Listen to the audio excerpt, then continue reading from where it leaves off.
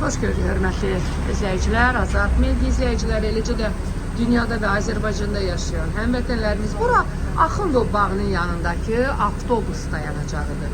Hansı ki burada 6, 10, 18, 31, 37, 53, 77 və 205 sayılı avtobuslar burada dayanacaq edir ki, vətəndaşlar gedəcəkləri istiqamətə yollara bilsin. Amma görürsünüzmü?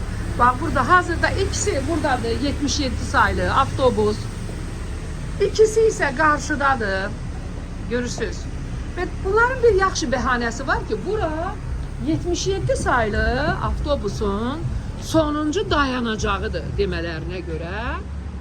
Ve ona göre de bak görürsünüz, Astanovkanın karşısını tamamıyla dayanacağın karşısını tutublar. Niye? Sebep de belli değil. Deyirlər ki, güya demələrinə görə ən yaxşı işləyən avtobus bunlardır. Mən yarım saatdır burada dayanmışam. Hələ bu iki avtobusun yerindən tərpəndiyini görməmişəm. Və eyni zamanda bax düz ora qədər. Orada da ikisi dayanır. Dispetçerə müraciət elədim. Dispetçer isə bildirdi ki, deməsinə görə avtobus fırlanıb o biri tərəfdən gəlib burada saxlaya bilər. Və mən hər dəfə bu problemlə rastlaşıram və hər dəfə də deyirəm ki, əşi, eybi yox, yəqin düzələr, eybi yox, düzələr.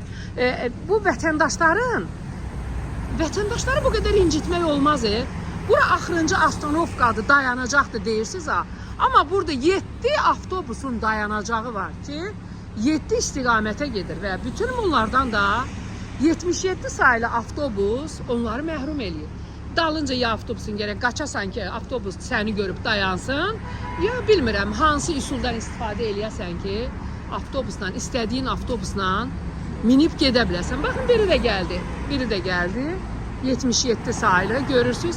Hamısı burada uzun yolu bax beləcənə tuturlar, bitti. Bütün yol bunlarındır. Baxın, bax bu dayanacaqdır. 2 sayılı poliklinkanın yaxınlığında olan dayanacaq. Görürsünüz. Bu ise 77 sayılı avtobuslardır. Hansı ki dayanacağı zəbt eləyiblər. Adını da qoyublar ki, bura onun sonuncu dayanacağıdır. Sonuncu dayanacaq olanda 7-8 avtobus bəyəm bura qarajzaddır, bəyəm dayansınlar bu qədər burada. Və mən buradan Bakı nəqliyyata, eləcə də 77 sayılı avtobusu idarə edən Faiq oğluya üzümü tutub deyirəm ki, Azərbaycan Respublikasının qanunları hər kəs üçün eynidir. Bu təkcə Faiq oğlu üçün keçərli deyil ki, Faiq oğlu nə istəsə onu eləsin. Bu qədər də olmaz. Hər gün eyni problemlə vətəndaşlar burada rastlaşır. Görürsünüz, bax 31 keçdi, saxlamadı. Niyə? Çünki dayanacaq zəbt olunub. Dayanacaq zəbt olunduğuna görə isə vətəndaşlar istədikləri avtobusdan istifadə edə bilmirlər. Və nəzərinizə çatdırım ki, həmin avtobusların dispetçeri buna don da geyindirir ki, onlar ən yaxşı işləyən avtobusdular.